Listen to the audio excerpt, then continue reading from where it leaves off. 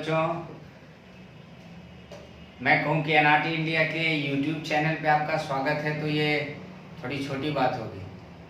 अखिलेश्वर नाथ पांडे की क्लास में आपका स्वागत है, ये एक बड़ी बात होगी। एनआरटी इंडिया में आपका स्वागत है, ये और बहुत बड़ी बात होगी। मैं तो बहुत जानता भी नहीं हूँ इसमें, लेकिन बार बार इनकी तरफ से मुझे एक सजेशन मिल रहा है कि गुरुजी, लोग आपकी वीडियोस तो देख रहे हैं, व्यूज़ आपके तो बहुत बढ़ रहे हैं, लेकिन सब्सक्राइबर उस तुलना में नहीं बढ़ रहे हैं। वीडियोस लोग पसंद कर रहे हैं, आप पढ़ा रहे अच्छा रहे, इस नाते से व्यूज तो चले जा रहे हैं, 500-600 तो 600 तक का व्यूज चला गया, लेकिन सब्सक्राइबर नहीं बढ़ रहे। तो एक निवेदन करूं कि जरा ये एनआरटी इंडिया का एक चैनल है, जब आप वीडियो देख रहे हैं तो नीचे देखिए कहीं सब्सक्राइब दिख रहा हो, उसको दबाइए ना और सब्सक्राइब कर दीजिए। सब्सक्राइब करिए। मैं यूट्यूब पे वीडियो डालना कहाँ से शुरू किया हूँ, एक बार आपको मैं बताऊं। जब मैं बच्चों ने 12th क्लास के बच्चों ने कहा था कि सर आप यूट्यूब पे लाइव आइए, तो मैं यूट्यूब पे लाइव आने के लिए उस पर गो लाइव पे क्लिक किया, तो उसने बताया आपकी एलिजिबिलिटी मीट नहीं करती है और उस पर 1000 सब्सक्राइबर होने चाहिए, और अभी आप जान रहे हैं सब्सक्राइबर कम है। तो आप जरा सब्सक्राइब करिए, थोड़ा इतना सहयोग करिए। हम आपके पास तक वीडियोस भेज रहे हैं, आपका काम कर रहे हैं, आप एक छोटा सा काम करिए ना, आप उसका नोटिफिकेशन ना ऑन करिए, कोई ज़रूरत नहीं है, लेकिन आप एटलीस्ट सब्सक्राइब तो करिए। और अगर आपको वीडियोस अच्छी लग रही हैं तो आप उसका नोटिफिकेशन भी ऑन कर लीजिए, यानी बेल आइकन भी दबा लीजिए, ठीक रहेगा। आइए डिस्कस करते हैं। हम लोग लास्ट लेक्चर में कुछ क्वेश्चंस किए थे, 10 क्वेश्चंस कर पाए थे। वीडियोस की कुछ होती हैं इसमें रिकॉर्डिंग का जो भी सिस्टम है, तो आज फिर से हम लोग और उसी शीट का एक्सरसाइज 1 का। बाकी कुछ बच्चों का एक फीडबैक आया था कि सर थोड़ा धीमे चल रहा है मामला, हमारा जेईई मेंस करीब आ रहा है। तो मैं तुम्हें विश्वास दिलाता हूँ, भगवान की कृपा, हनुमान जी की कृपा, माता पिता के आशीर्वाद से मैं वही अखिलेश्वर नाथ पांडे हूँ जिसने 26 घंटे में एक सिंगल लेक्चर में लगातार पढ़ाते हुए विश्व का रिकॉर्ड बनाया था। एक सिंगल लेक्चर में पूरी फिजिक्स पढ़ा डाली थी। आप घबराइए नहीं, आप मेरा सहयोग करिए, मेरा मनोबल बढ़ेगा। तो मैं विश्वास दिलाता हूं जून का अंत नहीं होने पाएगा। फिजिक्स का जेईई मेंस स्टैंडर्ड का सिलेबस इसी चैनल पर आपको समाप्त हुआ मिलेगा। इस नाते एकदम निश्चिंतता से करिए, थोड़ा थोड़ा करते हैं, हम भी सीख रहे हैं, हम जान नहीं पाते हैं कि कैसे क्या करना है। तो आइए शुरू करते हैं उन क्वेश्चंस के बारे में जो शीट आपके पास में है। मेरा ख्याल है कि लास्ट टाइम पे हम लोग क्वेश्चन नंबर 10 तक डिस्कस कर लिए थे। अब क्वेश्चन नंबर 11 से शुरू करना है। पहला क्वेश्चन है, if L R C and V respectively represents inductance, resistance, capacitance and potential difference, then the dimension of L upon RCV are the same as those of। तो अपने लोगों को ये लिखना है L upon RCV, इन सब की डायमेंशन लिखना है। इन सब की डायमेंशन लिखना है तो ब्रेक करना शुरू कर दीजिए। ब्रेक करना शुरू करने का मतलब क्या था, ये L है, ये R है, ये C है, ये V है। तो C को जरा हम लिख सकते हैं क्या, Q by V। C को हम लिख सकते हैं क्या, Q by V। V यहां से समाप्त हो जाएगा, यहां से L upon R Q by V, और ये हो गया V। अब ये V कैंसिल हो गया, अपने को क्या मिल गया, L अपॉन R Q। यहाँ पे L क्या है, इंडक्टेंस, और R क्या है, रेजिस्टेंस, और Q क्या है, चार्ज। अब अपने को L रिप्लेस करना है, याद नहीं होगा, डायमेंशन नहीं याद है, कोई बात नहीं। आइए कैसे करते हैं। हमें एक चीज ध्यान होगी ना कि L क्या है, कहां से मिला था, तो phi is equal to L I, N phi is equal to L I, यानी कि L इज इक्वल टू क्या हो जाएगा, N phi upon I, flux upon I. इसको यहां से रिप्लेस करिए, तो इसको हम लोग लिख सकते हैं क्या, flux phi upon R into Q into I. और इस फ्लक्स को हम रिप्लेस करें, ये मैग्नेटिक फ्लक्स है, मैग्नेटिक फ्लक्स को हम रिप्लेस करें कहां से, B dot A, B A हम सिंपलेस्ट फॉर्मेट में लेके चलना चाह रहे हैं ताकि आसान हो जाए, B A upon R Q I ऐसा करके। और बी को हम क्या लिख सकते हैं, F is equals to I B L से लेके जाओ, F is equals to I B L, hint यहाँ पे करता चलता हूँ, F is equals to I B L से बी इज इक्वल्स टू क्या हो जाएगा, एफ अपॉन आई एल। तो क्या हो गया, F A upon I L R Q into I. अब जरा देखिए यहाँ सब कुछ आपको नोन मिल गया, यहाँ पर सब कुछ आपको नोन मिल गया।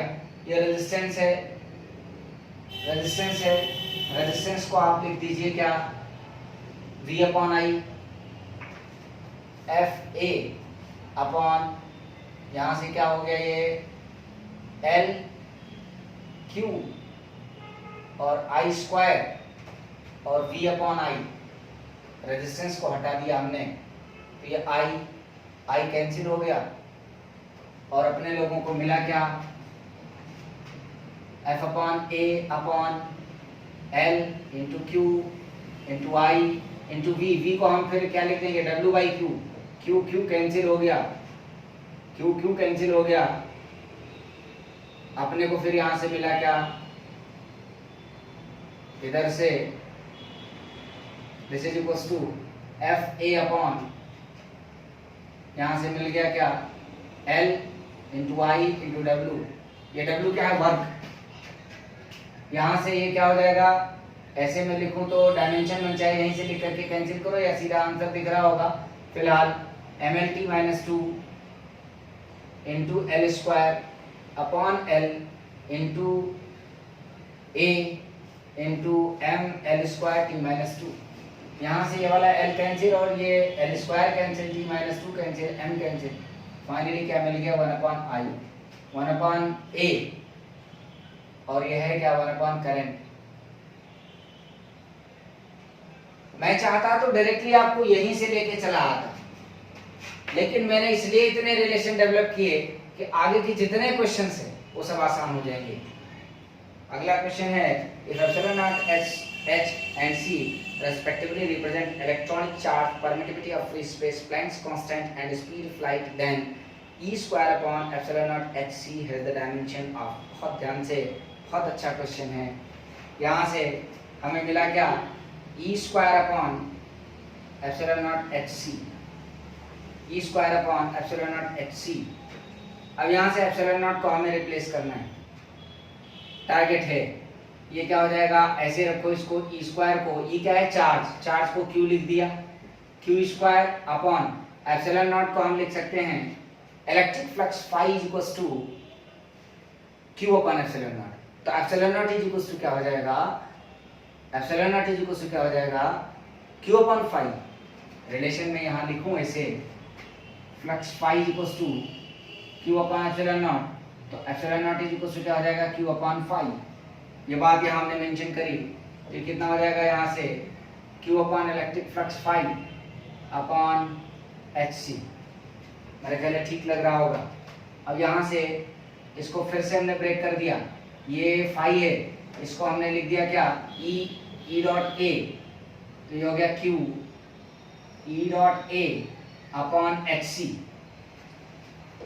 अब यहाँ से हम E क्या है, इलेक्ट्रिक फील्ड इंटेंसिटी, डायमेंशन याद है तो ठीक है, नहीं तो एक स्टेप और बढ़ाते हैं, इसको हम लिख सकते थे क्या, क्यू ऐसे रहने दें और ये क्या हो जाएगा, एफ अपॉन क्यू,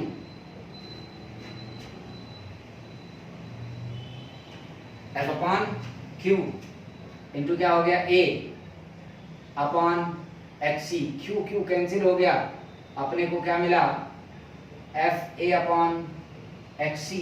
सबकी डायमेंशन मालूम है, लिखो फटाफट, ये क्या हो गया, M L T minus two into L square upon M L square T minus one into L T minus one. यहाँ से ये एल टी माइनस वन और t माइनस वन, ये कैंसिल हो गया, यहाँ से ये कैंसिल हो गया, यहाँ से ये कैंसिल हो गया, ये कैंसिल हो गया, बचा क्या m0 l0 t0।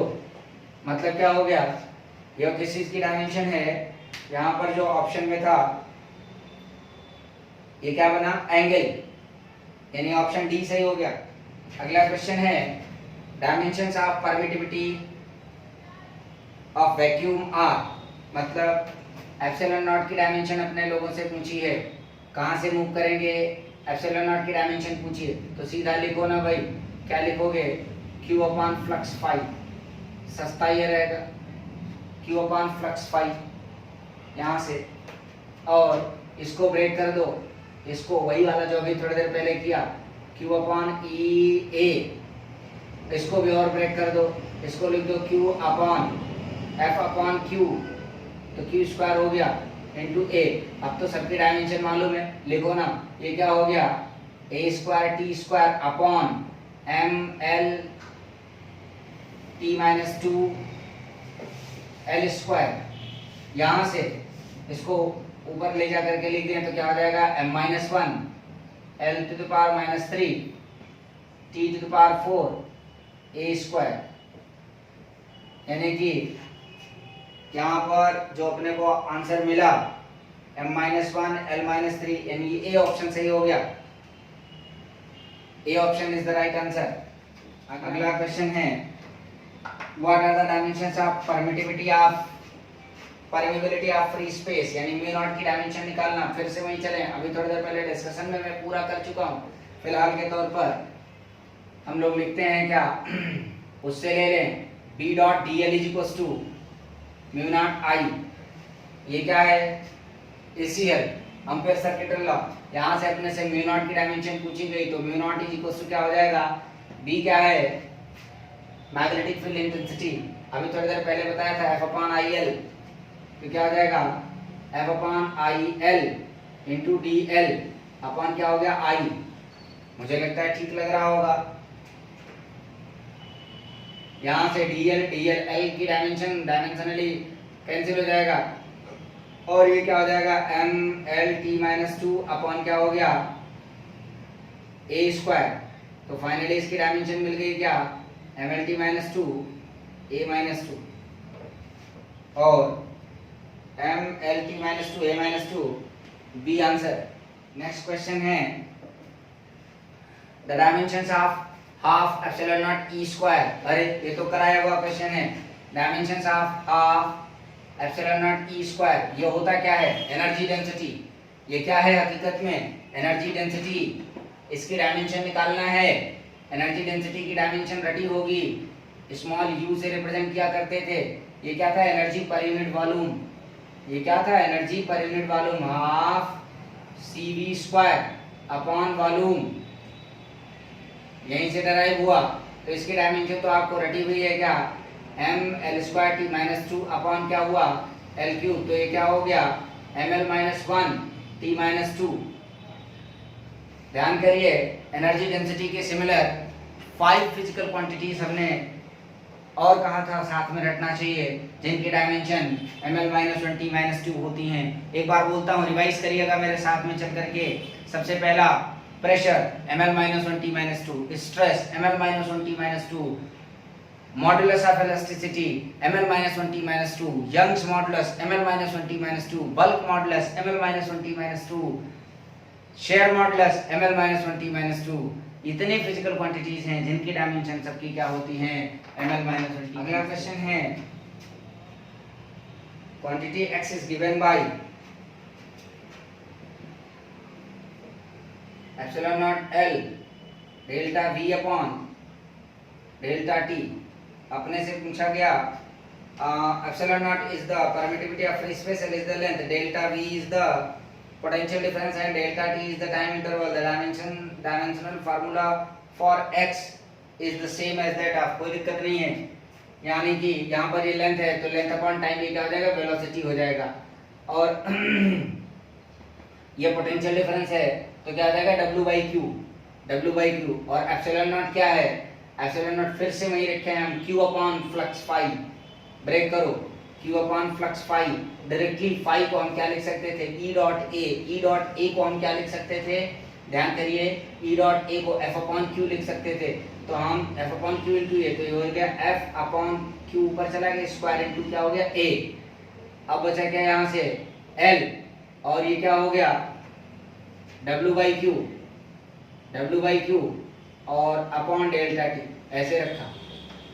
अब जरा देखो यहाँ से ये एक क्यू कैंसिल हो गया, एक क्यू कैंसिल हो गया, बाकी सब नॉन क्वांटिटीज आ गई जिनकी डायमेंशन आपको याद होनी चाहिए और याद भी हैं। हमने सबकी डायमेंशन लिखना शुरू कर दिया।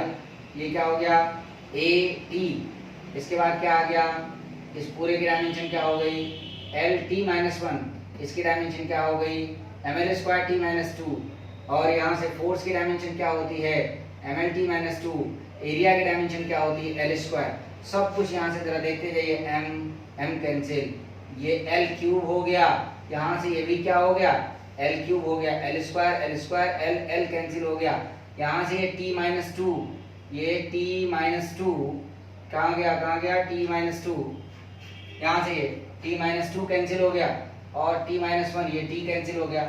अब मिला क्या हमको केवल ए, यानी कि ये क्वांटिटी है क्या करंट, ये क्वांटिटी है क्या करंट, यानी कि डी ऑप्शन सही हो गया।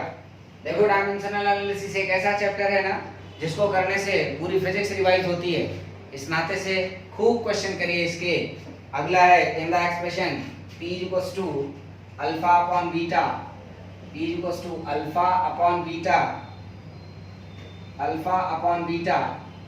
e to the power minus alpha Z upon K theta.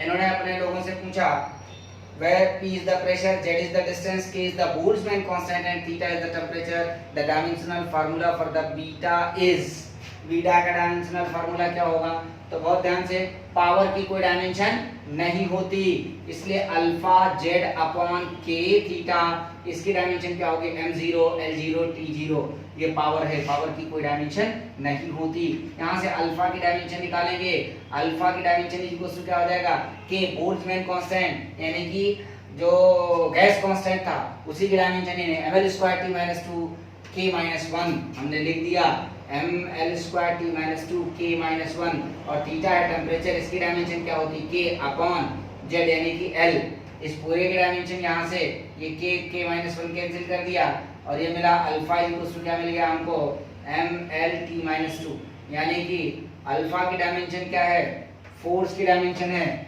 और प्रिंसिपल ऑफ होमोजेनिटी ने हमसे कहा था क्या, according to the principle of homogeneity dimension of left hand side is equal to dimension of right hand side, इस वजह से dimension of alpha upon beta itself is equal to dimension of P, pressure. यहाँ से पता चला beta की dimension is equal to alpha upon pressure की dimension, यहाँ से अल्फा की डायमेंशन क्या हो गई mlt minus two upon pressure की डायमेंशन क्या होती, अभी बताया थोड़ी देर पहले, क्या होती है ml minus one t minus to होती है।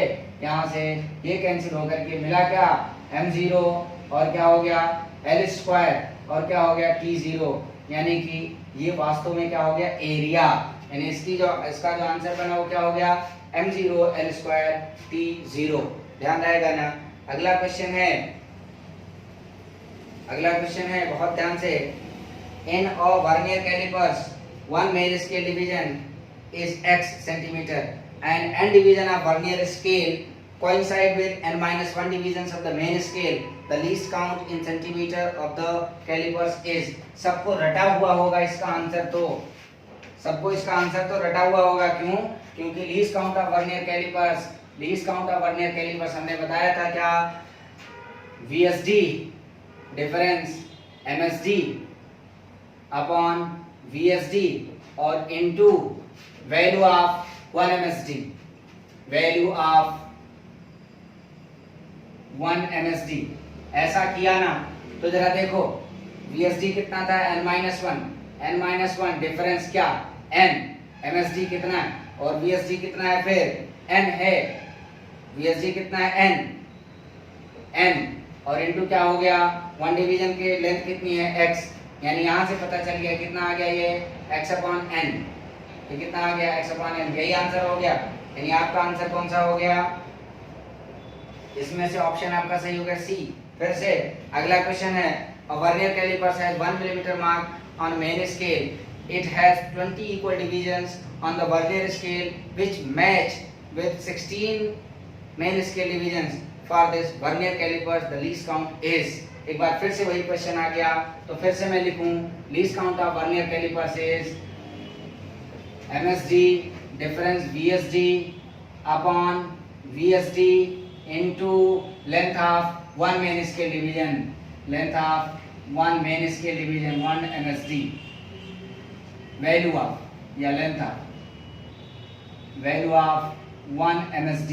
यहाँ पर बहुत ध्यान से समझने वाली चीज है, यहाँ पर कितना है डिफरेंस, कितना आया 4, यहाँ पर डिफरेंस कितना आया 4, 20 माइनस 16 अपॉन कितना हो गया VSD कितना है, it has 20 equal division vernier scale यानी 20 इनटू 1 मिलीमीटर 1 मिलीमीटर 1 mm, यानी ये कितना हो गया, ये कितना हो गया भाई 0.2 मिलीमीटर।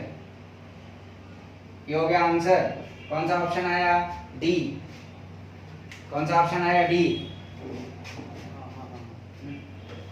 अगला क्वेश्चन है, which of the following units denotes the dimensions of ml square upon q square, where q denotes the electric charge। मतलब क्या हुआ, m l square upon q square, इसकी डायमेंशन क्या होगी? तो आपको ध्यान होगा अभी थोड़ी देर पहले आया था क्या, इंडक्टेंस, इंडक्टेंस L जिसकी यूनिट क्या थी, हेनरी। आखिर L की डायमेंशन यही तो थी, L की डायमेंशन क्या थी, वहां पे निकल के आई थी ml स्क्वायर, और यहाँ से क्या आ जाएगा t-2 और a-2, वहां पे हमने सॉल्व किया था। फिलहाल एक बार फिर से मन चाहे करके देख लेते हैं। इसकी डायमेंशन क्या हो गई है, ml स्क्वायर t-2 a-2, ये energy per unit current square, अभी थोड़ी देर पहले ये आया था, और लगता है सॉल्व करना तो कर लीजिए, otherwise flux phi equals to, हमने बार बार कहा, अपॉन एल आई, एल की डायमेंशन क्या हो जाएगी फ्लक्स फाई अपॉन आई, और इसको सॉल्व करना है तो फाई क्या हो जाएगा बी डॉट ए अपॉन क्या हो गया आई, और बी क्या होगा, वही पुराना तरीका, कहाँ से निकालेंगे, F is equals to I B L, F is equals to I B L, तो बी इक्वल्स टू क्या हो जाएगा F upon I L, F upon I into L, यानी आई स्क्वायर इंटू क्या हो गया एल इंटू क्या हो गया ए। अब आपको सब दिन क्या होगा, M L T minus 2 into L square upon A square into L, L L cancel हो गया और हमें मिल गया क्या, M L square T minus 2 into क्या हो गया ए माइनस 2। ये क्या है, इंडक्टेंस, और इंडक्टेंस की यूनिट क्या होती है, हेनरी, चाहे वो म्यूचुअल इंडक्टेंस हो चाहे वो सेल्फ इंडक्टेंस। अगला क्वेश्चन है, 1 नैनोमीटर इज इक्वल टू, तो ये तो सबको रटा होगा भाई, 1 nanometre is equal to 1 nanometer is equals to 10 to the power minus 9 meter, या 1 meter is equals to 10 to the power 9 nanometer। ध्यान रखिएगा, ये पूछा गया भी क्वेश्चन है, बच्चों ने -9 चेक कर दिया था।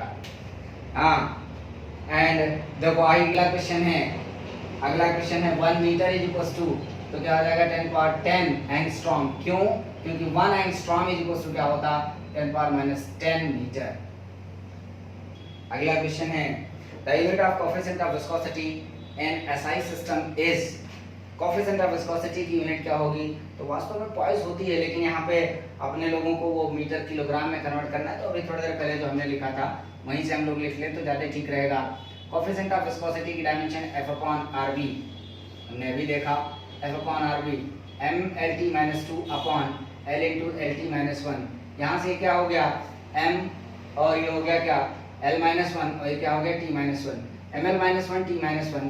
अब इसको हम क्या लिख सकते हैं kg, और इसको हम लोग लिख सकते हैं kg पर मीटर, kg पर मीटर, और इसको हम क्या लिख सकते हैं पर सेकेंड, पर सेकेंड। इसको मन चाहे ऐसे लिख दें, ऐसे ठीक रहेगा, ये सही है। हाँ, kg पर मीटर पर second, D option, D option.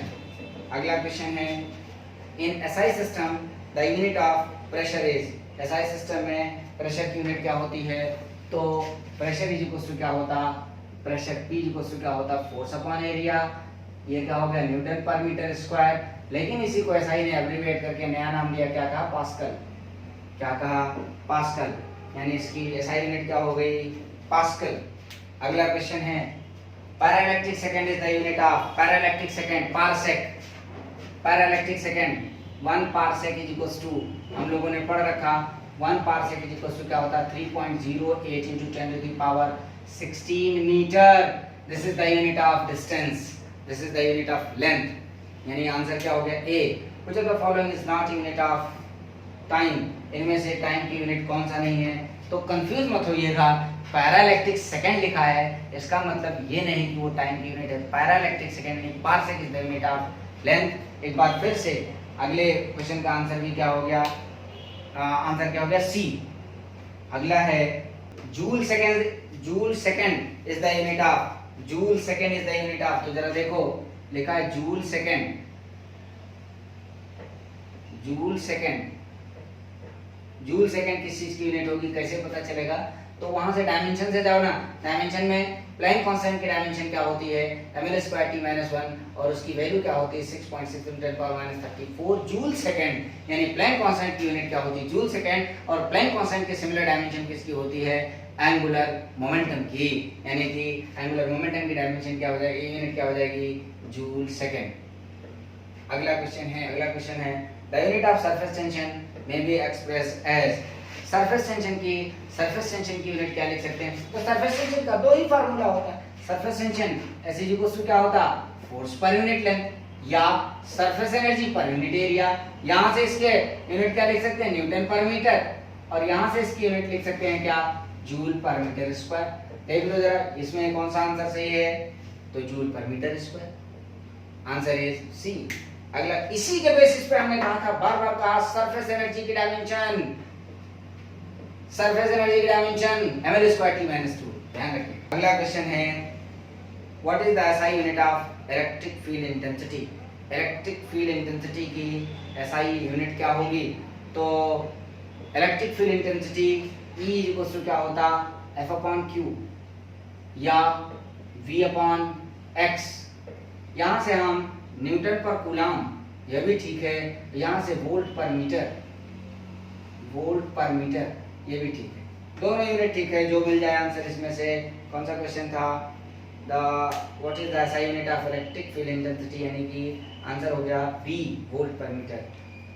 अगला क्वेश्चन है light year is the unit of, light year किस चीज की यूनिट है, तो light year is the unit of distance. Light year होता क्या, distance travelled by the light in 1 year, distance travelled by the light in 1 year, आपको ध्यान होगा। और इसकी वैल्यू कितनी होती है, इसकी वैल्यू कितनी होती है, तो आपको ध्यान होगा 9.496 into 10⁻15 मीटर अप्रॉक्स। अगला क्वेश्चन है the unit of angular momentum of, angular momentum की यूनिट क्या होती है, 2 बार अभी डिस्कशन आ चुका। एंगुलर मोमेंटम की यूनिट क्या होती है, अब सोच लीजिए एंगुलर मोमेंटम कितना इंपॉर्टेंट बन रहा है, जे या एल से रिप्रेजेंट करते हैं एंगुलर मोमेंटम को, इसकी यूनिट क्या होती है जूल सेकंड होती है। अगला क्वेश्चन है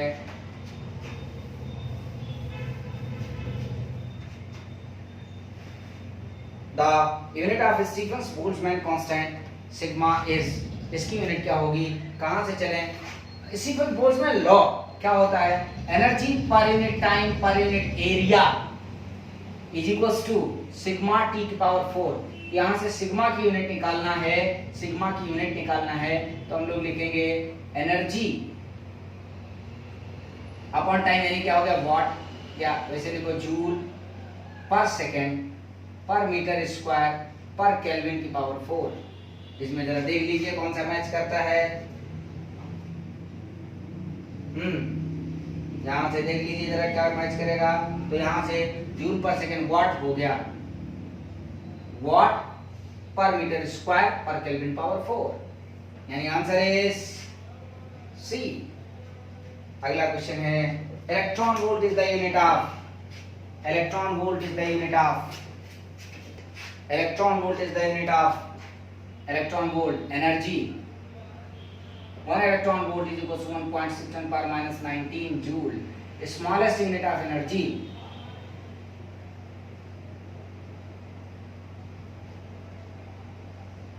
smallest unit of of energy. SI unit of gas constant R, SI unit gas constant की यूनिट क्या होगी SI यूनिट? तो क्या होता है PV equals to nRT, PV equals to nRT। यहाँ से R की SI यूनिट ये क्या होता है joule, P delta V joule, तो R क्या हो गया यहाँ से जूल पर केल्विन पर मोल, जूल पर केल्विन पर मोल। आंसर होगा सी ऑप्शन, सी ऑप्शन। अगला क्वेश्चन है which of the following is not equal to watt?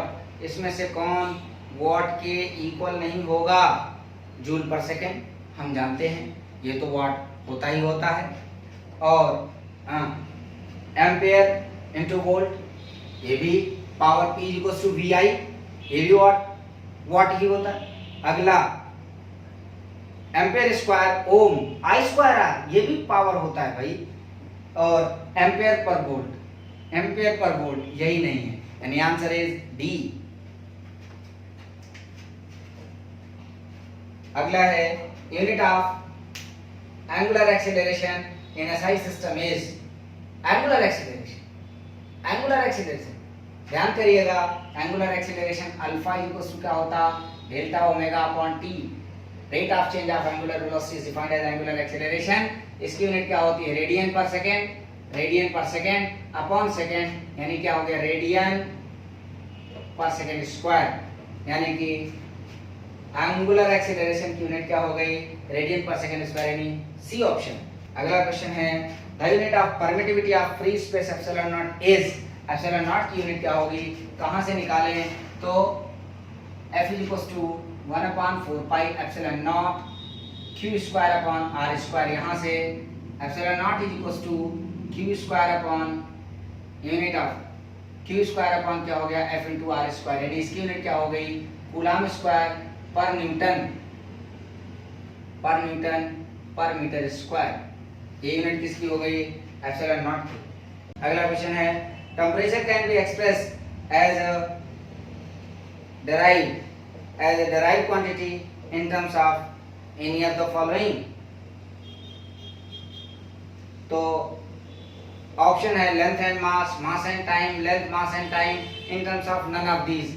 तो टेम्परेचर भैया फंडामेंटल फिजिकल क्वांटिटी है, ध्यान करिए there are 7 fundamental physical quantities, mass, length, time, electric current, thermodynamical temperature, amount of substance, luminous intensity, ये 6 physical quantities किसी से derive नहीं होती, ये फंडामेंटल फिजिकल क्वांटिटीज है। अगला है parallactic second is equal to, अभी थोड़ी देर पहले बताया था parsec is equal to 1 parsec, 1 parsec is equal to 3.08 into 10 to the power 16 metre, यहाँ पे 0.4 गिवन है और सटीक वैल्यू है 16 मीटर, याद रखिएगा। तो मुझे लगता है प्यारे बच्चों यूनिट डायमेंशन के मेजरमेंट के क्वेश्चंस हम लोगों ने लगभग 50 क्वेश्चन 2 लेक्चर मिला करके हमने 50 क्वेश्चन किए, और मुझे लगता है कि इतने क्वेश्चंस हमने अपनी तरफ से कराए हैं, आपको कम से कम 50 क्वेश्चंस और करने चाहिए। अब हम अगले टॉपिक के क्वेश्चंस करेंगे। आपसे एक निवेदन चलते चलते फिर कर जाऊं, एनआरटी इंडिया के चैनल को सब्सक्राइब करना ना भूलें, और यदि आपको कोई क्वेश्चन में समस्या लगती है ना तो आप मेरे कमेंट बॉक्स में नीचे लिखो ना, मैं तो अपने वीडियोस को देखता हूँ कि कितने बच्चों ने क्या कमेंट किया है। जिस भी क्वेश्चन में प्रॉब्लम लगती है, किसी बच्चे को कोई क्वेश्चन लगता है कि पूछना है, क्वेश्चन फिर से पूछना है, कोई नया क्वेश्चन जो हमने कराया इसमें से नहीं, कोई आपको अपने एंड से क्वेश्चन पूछना है, तो आप मेरा मोबाइल नंबर नोट करिए ना, मेरा व्हाट्सएप नंबर नोट करिए ना 7275924637, और आप सीधा क्वेश्चन की फोटो क्लिक करिए और भेज दीजिए। यदि आपको लगता है कि नहीं सर ने तो देर कर दिया, अभी सोल्यूशन नहीं बताया, तो आप फोन करके रिमाइंड करिए सर मैंने क्वेश्चन भेजा है, हो सकता है मैं क्लास में रहूं ना ध्यान दे पाऊं। तो इस नाते से आपसे निवेदन करता हूं आप एनआरटी इंडिया के चैनल को सब्सक्राइब करना ना भूलें, और यदि आपको कोई समस्या आए तो आप वो मेरे से बताइए। और आपसे मैं वचनबद्धता के साथ कहता हूँ माँ भगवती की कृपा से, हनुमान जी की कृपा से 26 घंटे में एक सिंगल लेक्चर में पूरी फिजिक्स खत्म करने वाला व्यक्ति हूँ। 31.5 घंटे में पूरे 39 साल के आईआईटी के सारे क्वेश्चंस को कराया था और पूरी फिजिक्स को रिवाइज भी कराया था। इस नाते आप मेरा साथ दोगे तो मैं आपको पूरी फिजिक्स पढ़ा के ही रहूँगा। चैनल को सब्सक्राइब करिए। तब तक के लिए बाय बाय।